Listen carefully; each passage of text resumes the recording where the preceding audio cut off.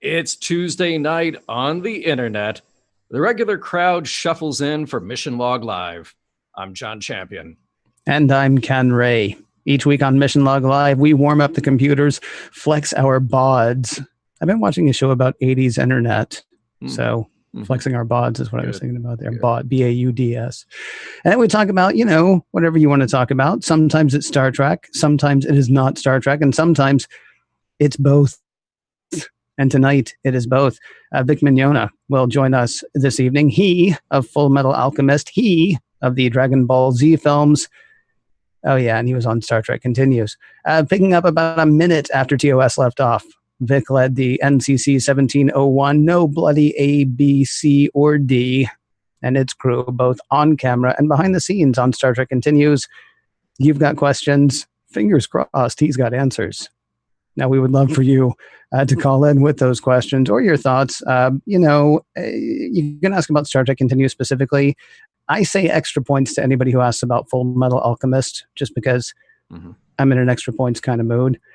So you can, a few ways to get your voice heard. You can go to our Zoom meeting, or you can use the one tap from your smartphone. You can even call us the old-fashioned way, except, John, I'm afraid that I might have actually copied down the wrong number. Do you have the number handy? No, that is the correct number. It is the same this week. So. Oh, okay. Far out. Well, thank you very much. Now I have to go back and find. There we go. 669-900-6833. 669-900-6833. So you dial those numbers there, and then you enter the meeting code, which is a few more numbers, but don't worry, they won't hurt you. And, then you'll be on with us and Vic. By the way, Ken, I meant to compliment you. Nice bod. Thank you very much. Not nearly as nice as the one you're sporting in Sansar. I'm a little, it's a little weird, actually. I don't remember making myself look that buff. I still look, we both look alike. That's true. We look a lot alike. Now, it's a good thing we have T-shirts that say both Ken and John, so you can tell us apart. Yes, thankfully they don't say both Ken and John, because then you still wouldn't know. They each say Ken and John, yeah. Well, again, no. Mine says Ken. Right.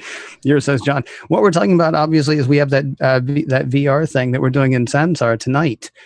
So when this show is over, I am going to remind you about Priority One, of course, a Roddenberry Star Trek podcast, because not everybody can do the Sansar thing. But for people who can, we would love it if you came over there. We've got a replica of the bridge of the Enterprise. We've got something that's a lot like the bridge of the Enterprise. And then John and I are going to be going there. There are, in fact, I'm going to wave to those people now, because theoretically there are people in that room right now watching us do Mission Log Live as we do Mission Log Live. And then afterwards, we're gonna take about 5 or 10 minutes, gather ourselves, and then go into the VR thing. And hang out there and talk to people too. Yeah, so and then what'll happen? Yeah, when a couple of guys come in who look like Berlin nightclub owners, one with red hair, that'll be us. That'll be us.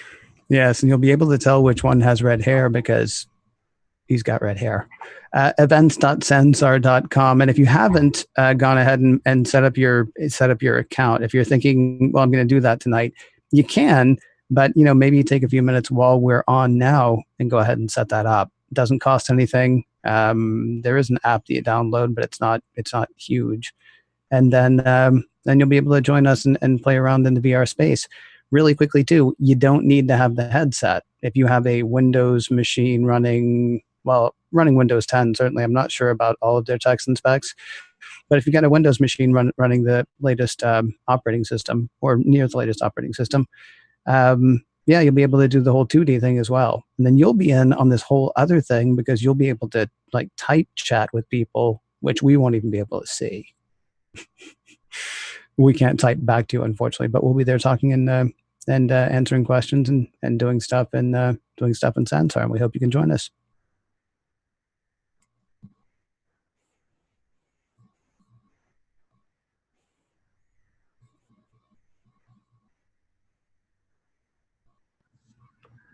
Hi, guys.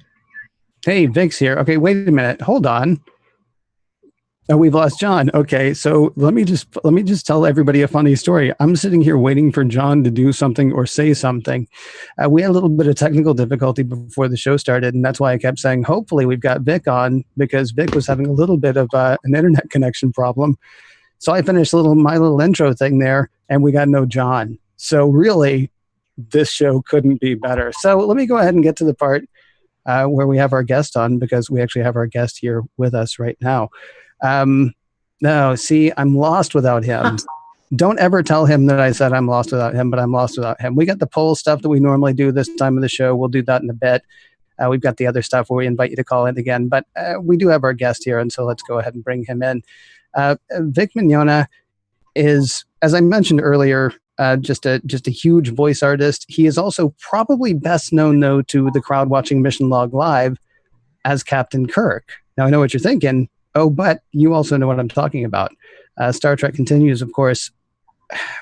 A lot of people would have to say that sort of set the gold standard for the kinds of fan-produced or independently produced work that a lot of people have done. And I gotta say, thank you for fighting through the troubles, and thank you for being here with us. Thank you for being here with us tonight, Vic. You know what? I'm still fighting through the troubles. Awesome. I have been. Can you hear me? Okay. I can sort of hear you. Can you? I have been looking so forward to this all day, and that suddenly, for some reason, internet connection is not cooperating. I apologize. Well, I know it's not you, and I know there's nothing you can do about it. So we'll. These are punches, and we will try rolling with them. Let me just start from a question that I have right at the very beginning.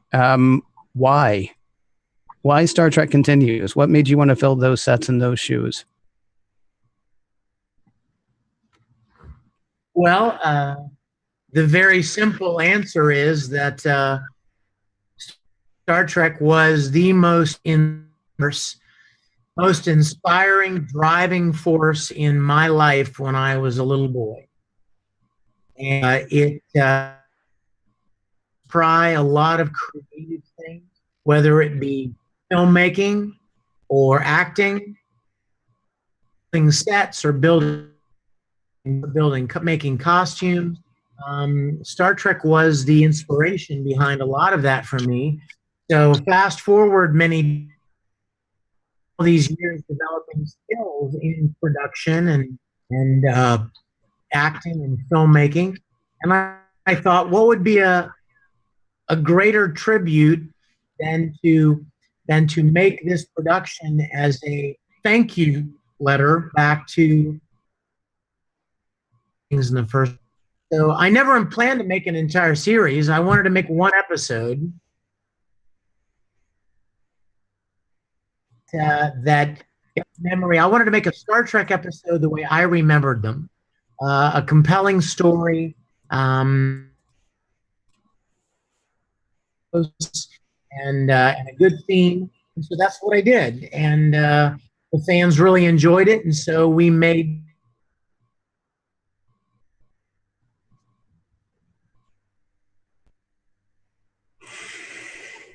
Yeah, I don't think so.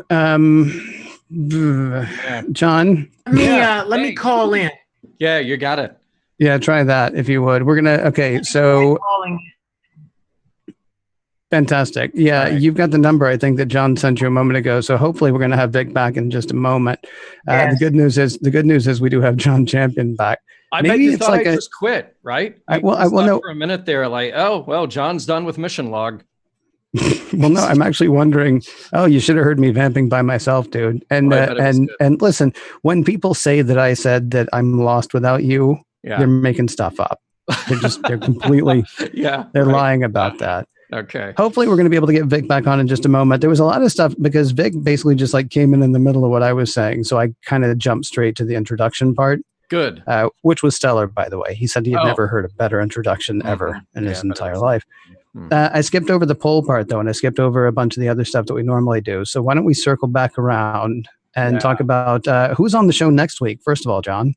Let's see. I'm going to go with not you and not me. That is correct. Nobody is on Mission Log Live next week. It's Memorial Day weekend, right? Mm-hmm. Yeah. Memorial Day. Yeah. Yeah. Not Labor Day. So, right. We're done. We're taking a day off. You're going to do a little traveling. I'm going to do a little relaxing here at the office. I still have a microphone in front of me, but I just won't be doing a show. How's that? Right. That's how you relax. I completely understand. Pretty much. Right. But then we are back on whatever the following Tuesday is. June 5th. June 5th. Yeah. Way to go. And that may be with a guest host, or I may be back around. We're not 100% certain yet. So tune in 2 weeks and find out. There will be guests. There will be laughs. There will be questions and answers. There will be people on stilts. People on stilts. That's always a crowd pleaser. Mm-hmm. Yeah. I can swing it. Let's talk about that poll, shall we? Yeah. Why don't we? Do you want to do last week? I'll do this week. Yeah. All right. So last week, we had a fantastic show. We had Chase Masterson along with Scott Palm talking about the Pop Culture Hero Coalition. Please, if you missed that for some reason, go back and pick up the audio or go back and check out the video. We've gotten so much good feedback from that episode, Ken. It felt good to have that conversation and felt really good to share their stories. So the question themed to that show: if you see someone bullied online or in real life, are you likely to intervene and stand up for them? An overwhelming majority of you said yes, you would intervene, 84% of you, and no, 16%. And look, I'm not surprised. In fact, I'm a little surprised that number is as low as it is, because I feel like there are a lot of reasons that people would not have the incentive to intervene. But it was a very interesting discussion. And please go follow up by listening to that episode with Chase and Scott. Well, moving on to different topics this week. Ken, what is our poll question this week? Well, apropos of our guest, maybe, are fan films part of your Star Trek fandom is the question that we're asking tonight. Things like, it doesn't have to just be Star Trek Continues, but other fan films and other fan productions, are they part of what you consider to be Star Trek and part of your Star Trek fandom?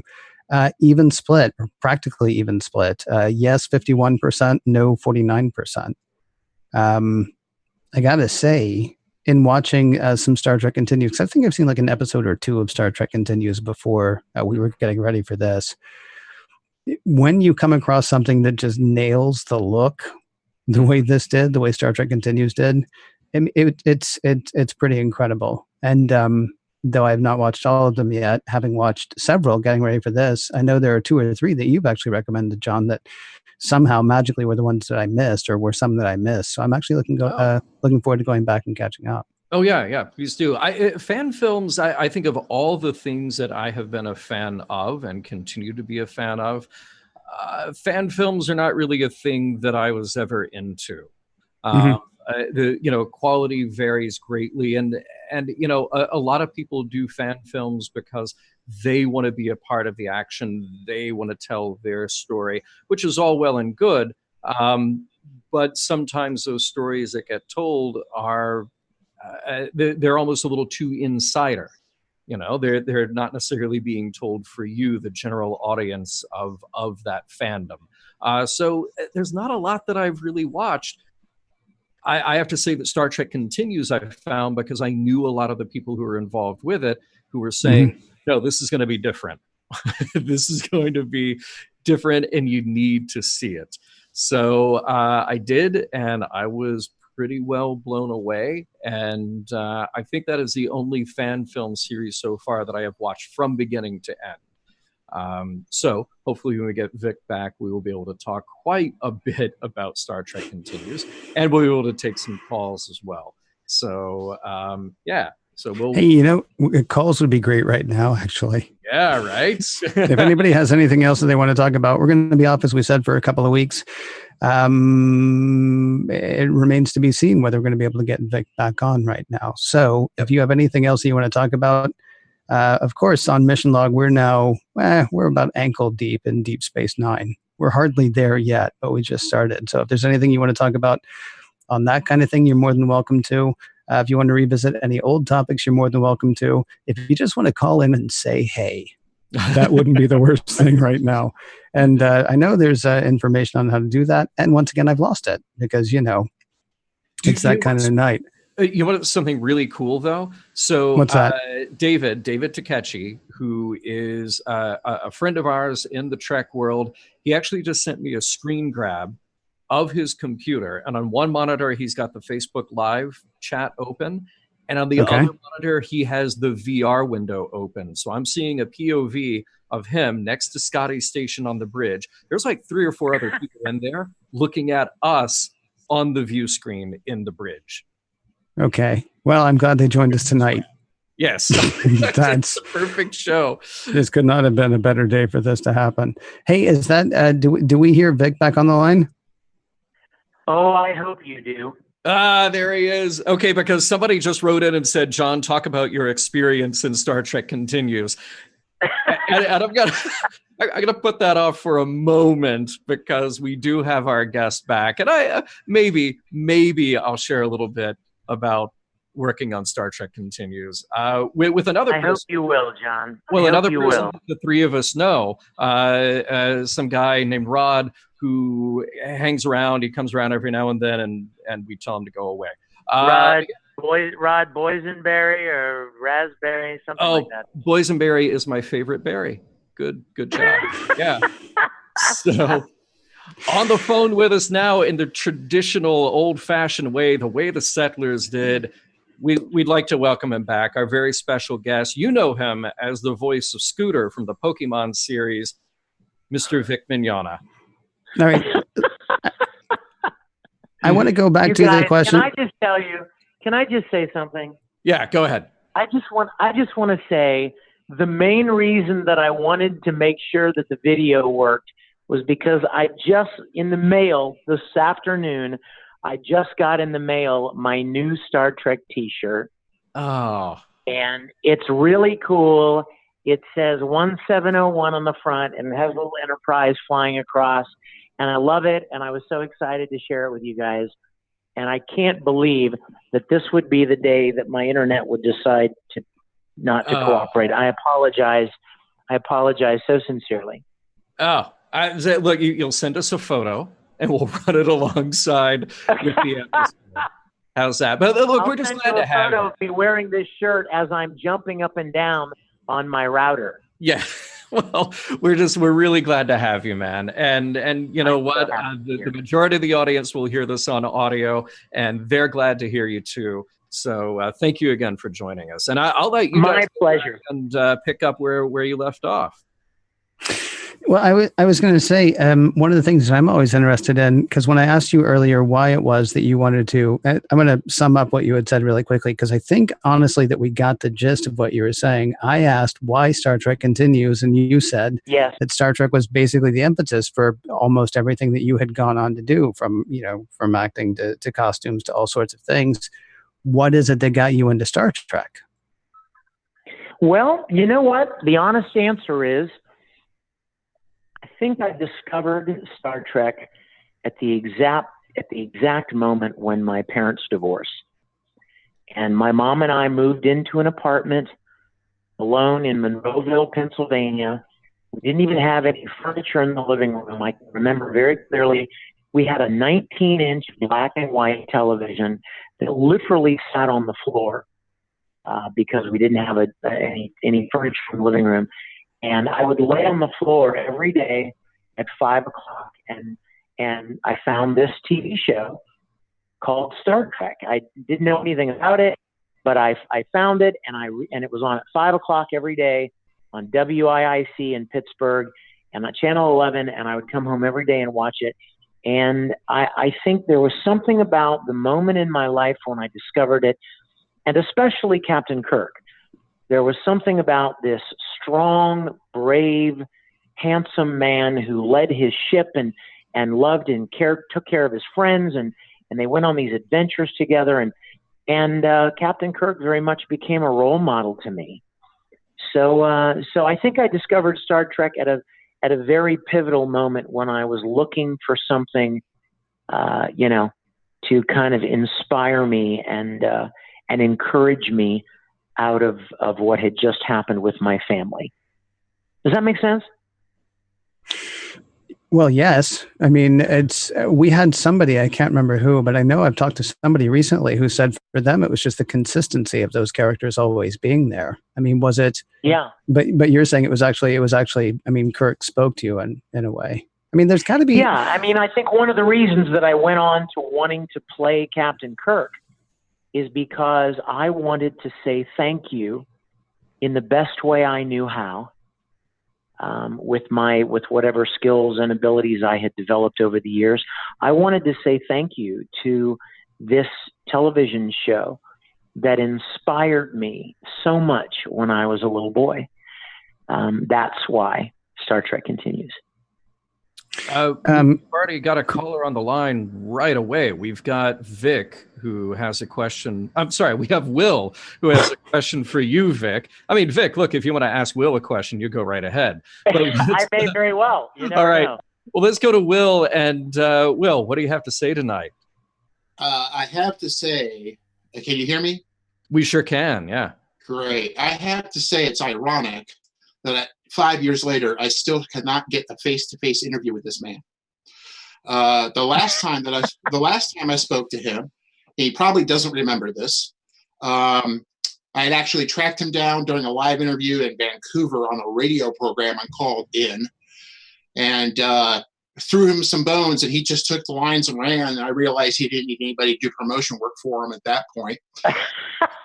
And Vic probably doesn't remember, but I said to Vic, and this might jar his memory, and I'm not expecting him to remember this.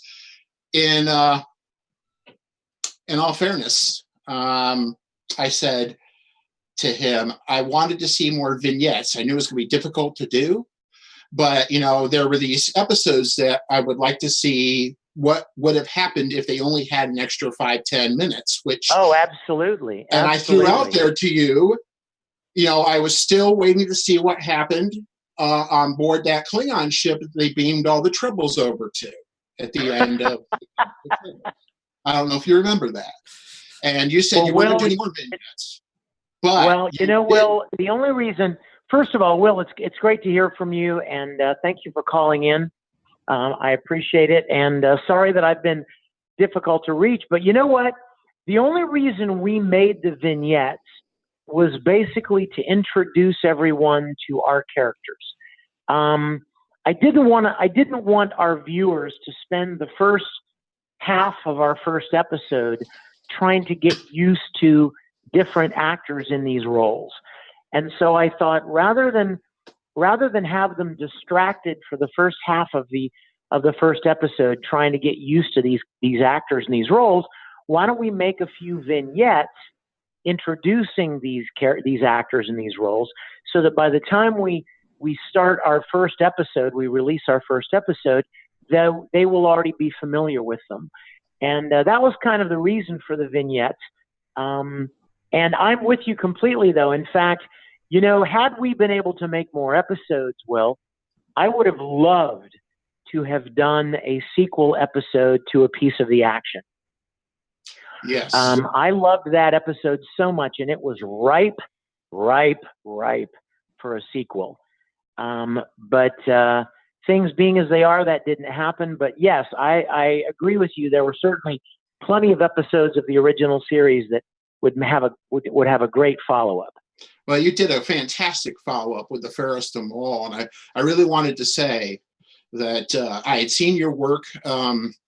And unfortunately, you're not here on video, because I was going to tell you if I look familiar, it's because you talked to my evil twin brother, Stuart Fawley, over on Truck Yards. Yes, of course. We know Stuart. Yes. And I was a Starship Farragut supporter, and actually was part of the fundraiser, I believe, for the episode that you directed. And was so blown very away. Cool. Very cool. Was so blown Thank away. You. You're welcome. I was blown away with the work that you did with a group of people that aren't professional actors. Right. The only time I ever felt you had any real pressure on you is when you had John Champion on, and that that guy is a hack. Oh, you know what? The truth is, we all went to lunch because we knew that John could just do it all by himself. So all the roles like Shatner. But I remember with that first vignette, how upon seeing it, how very critical I was of it. It just jumped out at me, like you said, about having different actors in the role. And like having the fact that Chris was taller than his father, or that Chuck was slightly bigger than DeForest Kelly. And then at about the middle of the season, middle of your run, when you had kind of won us over, there was a point. I think for me, when I saw your curtain call, when you posted the curtain call online for everybody, and you saw how much emotion that there was that your series was coming to an end. I know when it finished, it was like, wow, it's over. We're actually going to miss this. We had taken it into our hearts like it was the real thing. And that's because your attention to detail, unlike other fan films, in terms of the plot, the pacing, you can't pace an episode like it's an episode of Star Trek Voyager. The minute details that I know that you sweated, it came through. And I guess my question to you is, what moment did you have on the set? And I know you always wore that executive producer hat, but what moment did you have on that set that you said, wow, this is really working. This is what I want it to be. And what moment did you ever have you just said, darn it, I cannot make this work. I'm so frustrated. It's not going the way I want it to do. Wow. I'll tell you the truth, Will. And I would bet that a lot of production people would say this is true. When you're actually shooting something, you're not really sure if it's working. When you're actually on set and you're shooting these moments, you may get a great moment in and of itself, but with all of the separate pieces, you're not really sure if it's working. And I will tell you where you realize that it is working is in the editing process. I edited all of our episodes myself. And when I started cutting the episodes together and creating dramatic moments or humorous moments or adventurous moments or suspenseful moments by the cutting and the choice of shots that I used and watching them come together in sequence to create a moment, that was when I realized that it was working. We often would not know it when we were shooting it. And I'm sure even John, from being on set, will tell you that, when you're just shooting this line of dialogue and it's kind of a part to itself and you're just grabbing this moment, you really aren't quite sure how it's going to all come together. Sure. Unless you've got a visual image in your mind of how you're going to edit these pieces together to create the moment. And it was during the editing process that I realized that it was working and that it was telling the stories I wanted to tell, and it was communicating the essence of what I wanted it to communicate. There was never a time when I don't think there was ever a time when I said, this isn't working. It's crap. It's not going to work. I was always hopeful. And I will tell you that every single person involved in Star Trek Continues, every single person was there because they wanted to be there and because they had a passion for what we were doing. Nobody was there for a paycheck. Nobody was there because they were getting a buttload of money to be there. They were there because they believed in the quality of what we were doing. And I think that came through. Boy, did it. Will, thank you very much for calling in tonight. Give us a call back another time, okay? Thank you, Ken. Thanks, Will. Thank you, John, for having me. Thanks, Will. Thank you, Vic. Thanks a lot. It's the bottom of the hour, and we have a thing that we do at the bottom of the hour. We do a bit of business there. But, of course, we also encourage other people to call in because Vic's here for, like another half hour, and he's more than happy to field your questions. Or maybe more if you can. Yeah. No, we're actually up against something tonight, which is kind of I love that, but we're going to go hang out in virtual reality. You should come join us. We'll have you back. Okay. We'll have you back. I know where to find you. Yeah, please do. Please do, because I feel so horrible about losing 10 or 15 minutes of this time with you. Don't worry about it. We'll make it a fantastic half hour. But hang on. Yeah. Let me let people know how to get in touch with us. 669-900-6833, 669-900-6833. You can also use the one tap on your smartphone, or you can click the link that's somewhere near what we're doing now. And just all kinds of stuff. So now we have some business to do, right, Mr. Champion? I believe we do. Now is the time of the show that we remind you to go shopping. And you can do that very easily. You simply go over to missionlogpodcast.com, and you're going to look in the upper right-hand corner, and you'll click shop. That would be the link to our shop. And that shop is full of merchandise. It was created by Carl Huber. He is a designer extraordinaire, and he has refreshed some of our old designs. He's created some new designs, and we've got some classics in there as well. Ken, what do we have in there that people might find if they were to go take a look after this show? Well, I mean, certainly there's Isolinier, John, and Ken. I hear, actually, that Tracy Lee Coco may be in the chat room tonight. Hello, Tracy. How are you? We have a Lieutenant J shirt. Actually, it's just J. She doesn't even need Lieutenant anymore. It's just J. Just J. And it's you like see Madonna, one word. Yeah. Exactly. Sting, Madonna, J. J. Yeah. Carbon Chauvinism gets a new twist with a very old idea thrown in. And then, of course, we have a bunch of our old favorites like bonk bonk on the head since 1966. That's an old phrase. That's not an old design, though. Mm-hmm. Nova Squadron, that's new. And the Ditalics Mining Corporation is somewhere between an old shirt and a new shirt. And then, the old favorites like Cool as Kirk. You got Ethos, Pathos, Logos. And here's the deal. We're just going to keep slipping in new designs from time to time. So go back and take a look. Go to missionlogpodcast.com and click on shop. Oh, and like the one that I added last weekend, have a look at my robot guts. That was a classic. We're glad to see that one come back. Yes. And if you're thinking, well, I'm not really a t-shirt guy or gal, that's fine, because you can get it on mugs, you can get it on stickers, you can get it on notebooks, you can get it on all sorts of things. So the thing to do is go to missionlogpodcast.com, and then up at the top of the screen, you will see the word shop, and you will click on the word shop. And I feel like I'm trying to hypnotize people. You will shop. Did you say tapestries, by the way? I don't know. No, that's your thing. So I left that for you. Tapestries. We got tapestries. So you all can get sorts of stuff available. Yeah. Yep. Missionlogpodcast.com. Click on shop. Vic Mignogna is our guest this evening, talking all kinds of Star Trek stuff. I actually have a question about the themes that you carried through, and this is half my question, half Rod Roddenberry's question, because he wanted to know about basically how you were able to. Okay, here's his question.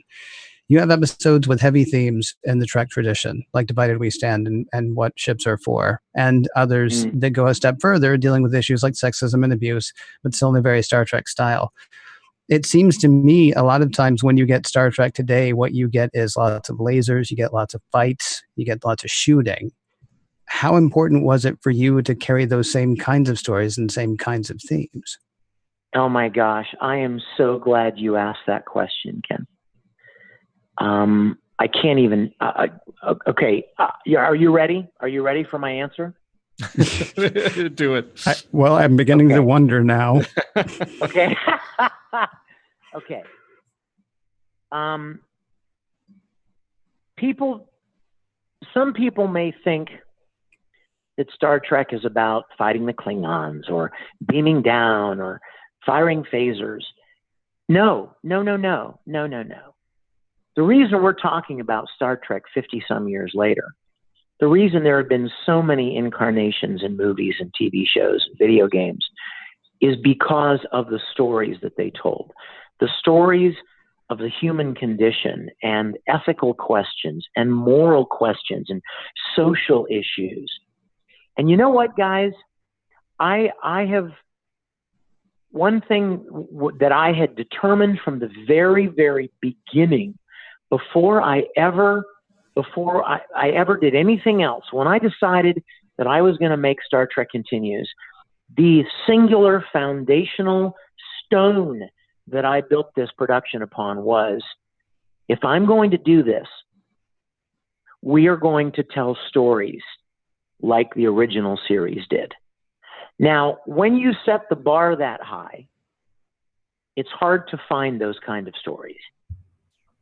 And one reason I think that you don't see as many of them anymore is quite simply because they're hard.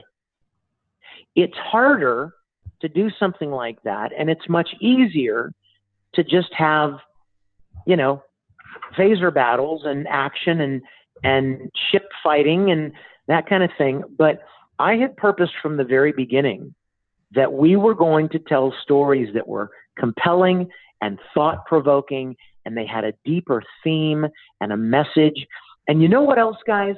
One of the big things that people, I think even somebody mentioned earlier on here is, you know, fan films are typically made by fans. Now, that's not a criticism. It's just a statement of fact. They're fans. They're not necessarily actors. They're not necessarily filmmakers or directors or lighting people or cinematographers or editors. They're fans. So they can't be expected, nor should they be expected, to do anything beyond what they are trained or what their particular skills are. But I wanted to make something that was much more story-driven. And consequently, those kind of stories are very hard to find. Once we released our first episode, I'll bet I got 100 script submissions. But they were all basically the same. They were shallow. They were Captain Kirk beams down to the planet and he fights the Klingons. And I'm thinking, no. There's got to be something deeper to it. And I think that people may know that Star Trek was about those deeper themes, but when it comes time to write one or create one, they're not as easy to find or create as you may think they are. Word. Well said. Let's hop over to a caller. I believe we have somebody waiting patiently there. What is your name? I don't think we got your name when you called in. Me? Hi there. Yeah, that would be you. Oh, hi. Oh, hi. It wasn't working. I was like, wait a minute. Is this thing really working? It is working. You are on. What's your name? Oh, I'm Ati. Hi. Hi there. Welcome to the show. Hi. Hi, Vic. You remember me? It's been a while. Oh, my goodness. How are you? Do you have a question for me, sweetie? Stressed but blessed. I mean, I'm just so stressed right now, but I'm just glad to hear your voice again. Well, thank you. What's your question tonight? So Vic, you finally concluded Star Trek Continues. Let me just say this: the last episode of Star Trek Continues had me in tears. I was literally crying. I was like, no, this cannot be happening. I'm like, maybe 13 or 14, maybe even 20. I'm like, oh God, it's so good. I was right there with you. I was crying right there with you. I really didn't like Star Trek, but when I watched it, you literally made me love it. I was like, oh gosh, you literally made me love Star Trek. But oh, thank you. You're welcome. So let me ask you this: in episode 9, was it What Ships Are For, or something like that? Yes, yeah, okay. That's correct. You had one of my favorite voice actresses up there, and the chemistry between you and Sakara was just incredible. How did that come about? Like, the chemistry between you and Sakara was really good, and well, thank you. That's called acting. It is. You know what? Let me answer your question by telling you this. Elizabeth Maxwell is an amazing actress and an absolutely stellar voice actress, and I knew her from an anime series that I'm in called Ruby, that I voice a character for. And when we were writing this story, I asked her to audition for this role. and she sent in an audition, and what she sent in her audition was perfect. Like, it didn't need any redirection. It didn't need like, oh, let me give you a suggestion and then try it again. What she did was absolutely perfect, and she was so amazing in that role. And I'm so glad that you enjoyed it. She was wonderful. Can I tell you guys something? This is the kind of thing that I think you guys, especially you guys, Ken, John, you guys will appreciate.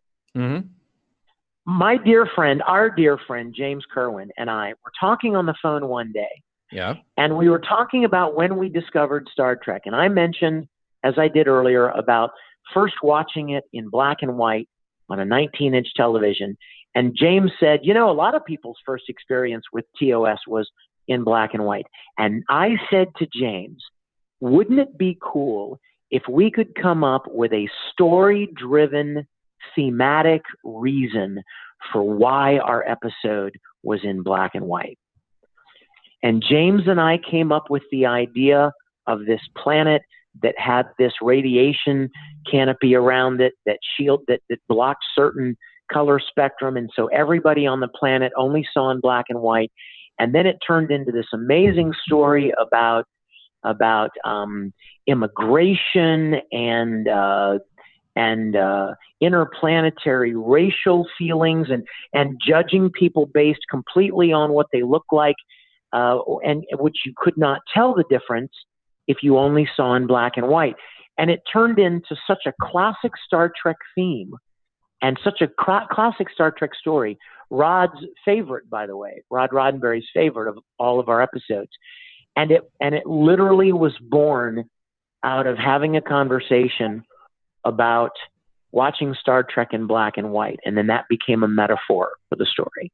And what you guys did, I call it Star Trek Goes to Pleasantville, because you use, but here's the thing, you use the visual language to tell a story. And it was such a purely Star Trek story at heart. It was wonderful. Yeah. It touched on issues of race, and it was topical, issues of immigration. That is truly one of my favorite episodes of Star Trek. And you know what, John? In classic Star Trek style, instead of beating everybody over the head with one viewpoint, we did what Star Trek did so well. It would present both sides of an issue intellectually. Mm-hmm. It would have people standing for different points of view on an issue, and then it would appeal to the intellect of the audience to decide for themselves what they thought was right. And that was what we endeavored to do with every episode.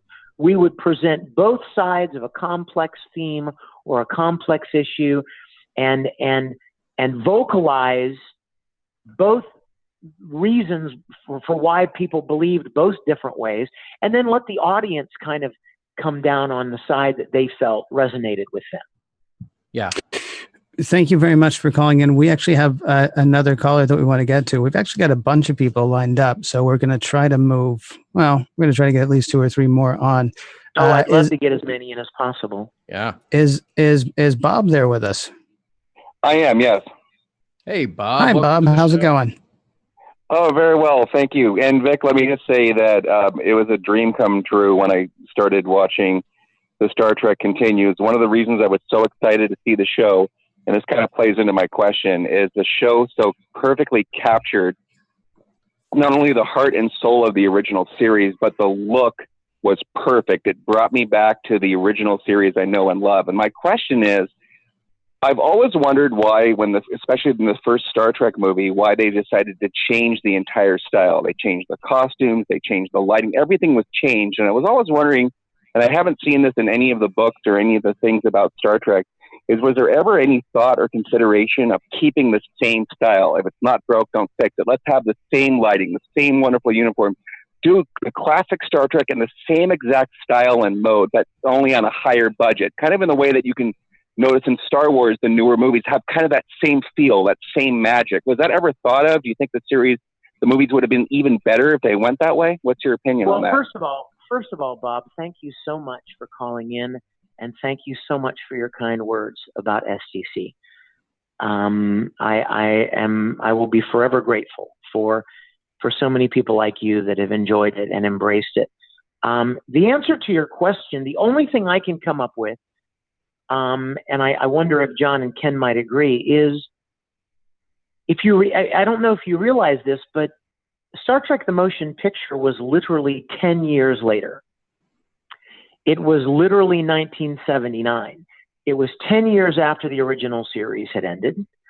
And I think probably Roddenberry and his producer sat down and said, okay, well, if it's 10 years later, a lot of things have changed. Kirk has gone on to take a desk job, and Spock has gone back to Vulcan, and McCoy has left the service altogether. And you know, we should probably advance the visual look and style of the universe from where it was 10 years ago. Now, personally, I would agree with you that there was something so beautiful and so quintessentially Star Trek about the original series that I would have loved to have seen it kind of pick up where it left off. But I think after 10 years had passed, they decided that it needed to look different. Very much the same way that Star Trek Next Generation had a different look than TOS did, because it was very reflective of the early 80s, you know, when it was launched. As far as our series is concerned, though, Bob, let me tell you, Matt Busey, our director of photography, and I sat down and we created a loose leaf notebook full of screen captures where we studied the lighting style and the way that they lit different scenes and different sets and different close-ups. It had its own particular formula, and Matt Busey was absolutely amazing at recreating the lighting and the look of the original series. Okay, I just wanted to say on a really quick parting thought, your series really brought me, I felt like I came home for the first time in a long time. I was just a lonely person who finally came home and felt like I arrived in a old home that I knew and loved and could experience more of that home. And I want to finally say I'm so excited that you're going to be doing These Are the Voyages, the audiobook. Oh, that is such an amazing, those are amazing books. I can't wait to listen to those on audiobook. Thank you very much, sir. Thank you so much for that, Bob. And I can't wait for you to hear them as well. I'm learning so much even about the original series from reading them and narrating them. And it's so exciting to be doing them. I can't wait for you to hear them. Excellent. Thank you so much, Bob. And we have, I believe, Kim next with a video question. Kim, are you there? Yes. Kim. Hey, Kim, what's on your mind tonight? What do you have for Vic? Hey, well, I want to thank Vic for doing Star Trek Continues. Awesome. Thank you. I love it. And are you planning maybe to do something else in the Star Trek realm? Well, you know what, Kim? As Mr. Spock was fond of saying, I'd like to think there always are possibilities. The current climate as it stands now is not conducive for us to do anything else. But I would love to keep the door open for some future possibility for the Star Trek Continues team, maybe to come back and do something special, follow up, in a couple of years. I would love to think that that's possible. If you would, you keep your fingers crossed, and that maybe we'll get the chance to do something. And maybe with continued support and enthusiasm like yours, Kim, and with more and more people discovering the show every day, I would love to think that there are possibilities for the future. I would certainly love to do something else. Cool. Thank you so much. Thank you so much. All right. Take care, Kim. We'll see you again soon. Yes, thanks. Hey, John. Hey. I wanted to make a point about something else. So many people write us and they say, wow, your sets are like spot on. Like, your sets look so amazing. And I wanted to say something because I think people never really think about this until you actually articulate it. And when you do, they always go, oh, yeah. And here's what it is. Anybody can build a set. Like, anybody could go to Lowe's and buy lumber and paint and nails and make a set. But what's much more important is the story that you're telling and the actors that you're getting to portray a story in front of those sets. And the only reason that we built our sets to such spot on accuracy was so that you could forget them. You know what I mean? Yeah. For the first 30 seconds, the viewer looks around the set and goes, oh my God, it looks exactly like I remember the original Enterprise. And once they accept that they are there, they open up their minds and their hearts and allow you to tell them a story.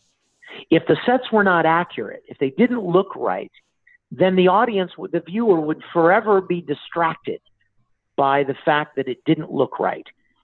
But the reason we made the sets so accurate was so that the audience would accept the environment that they were in and then give us permission to tell them a story. Yeah, that's perfectly said. They would be a distraction otherwise. But you totally so many fan productions are all about the sets. You know what I mean? Yeah. So many fan productions are all about the sets or costumes. But the reality is that the story is what matters most. And you've got to have good actors to tell a good story. And the sets were accurate so that we would be free to tell a good story. Excellent. We got a couple more callers lined up, but I really quickly want to remind you about a couple of things going on, or remind people listening about a couple of things going on after tonight's show. First of all, yes, events.sensar.com. Got a head count a few minutes ago, John. I heard there were about 25, 30 people hanging out. Nice. On the classic bridge. Yeah, watching us do this. So that's kind of cool.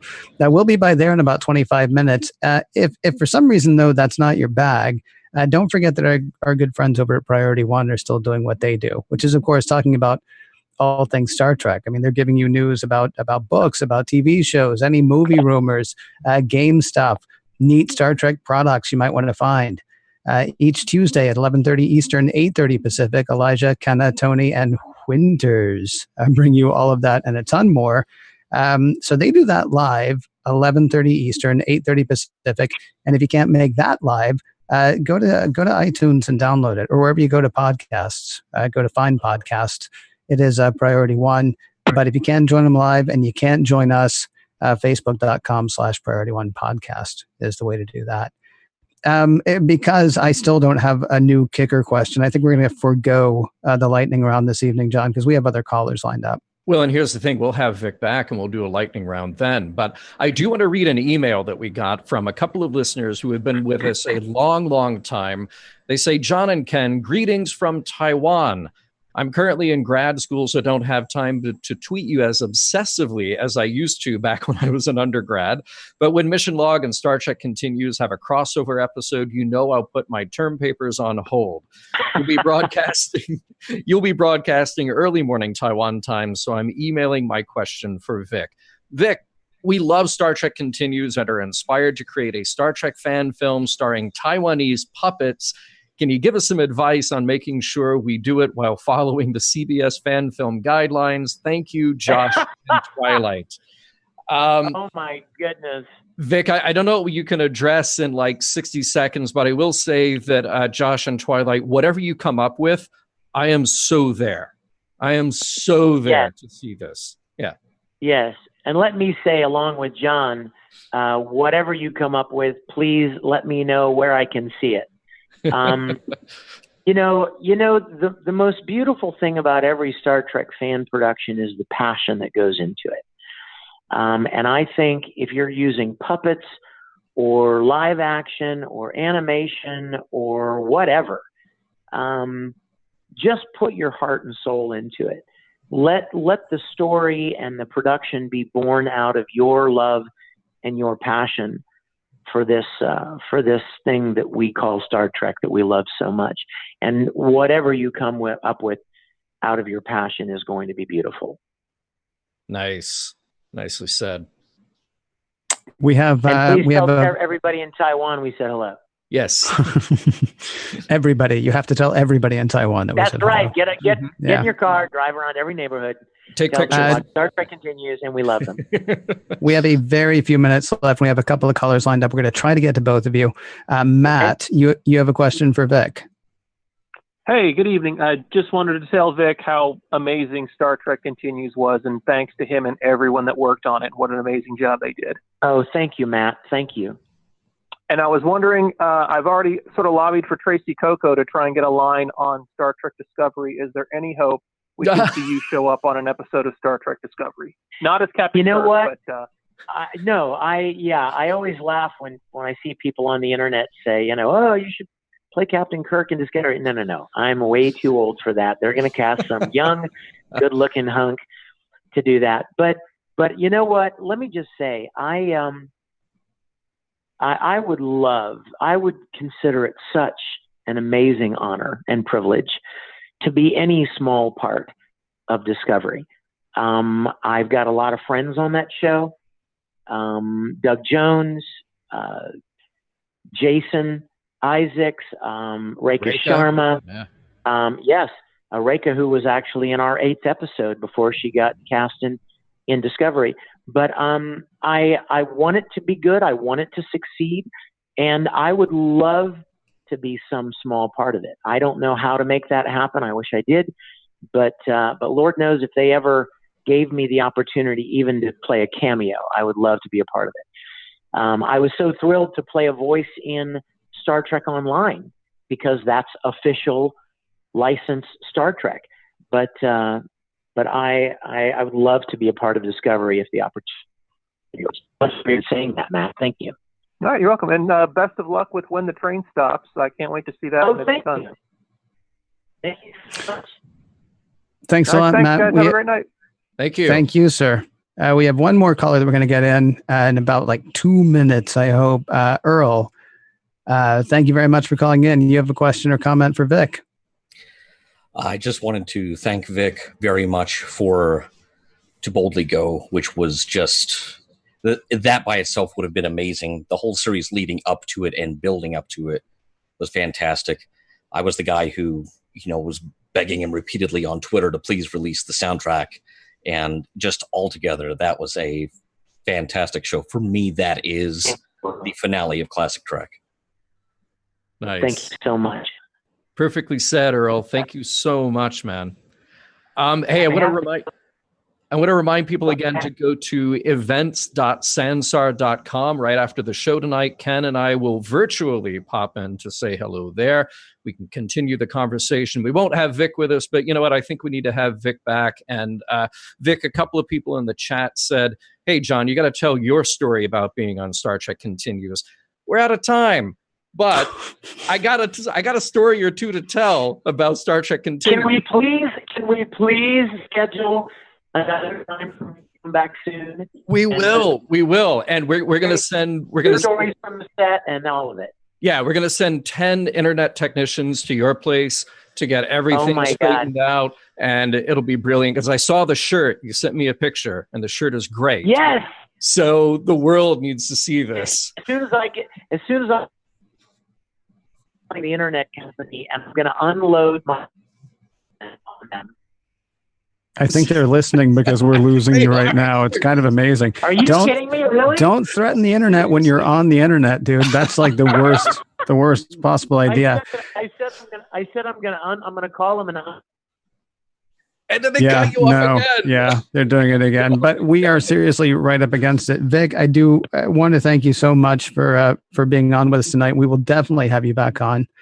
In the meantime, I want to remind people that Mission Log Live is produced by Roddenberry Entertainment, executive producer Rod Roddenberry, technical production on Mission Log Live by Infinity Networks, producer Brendan Bradley. Be sure to visit podcast.roddenberry.com for the latest from the Roddenberry Podcast Network, including not just Mission Log and Mission Log Live, but also Women at War, Priority One, and the Trek Files. We will see you at events.sansar.com in about 15 minutes. Thank you to everybody who joined us live and later, and we will talk to you in 2 weeks.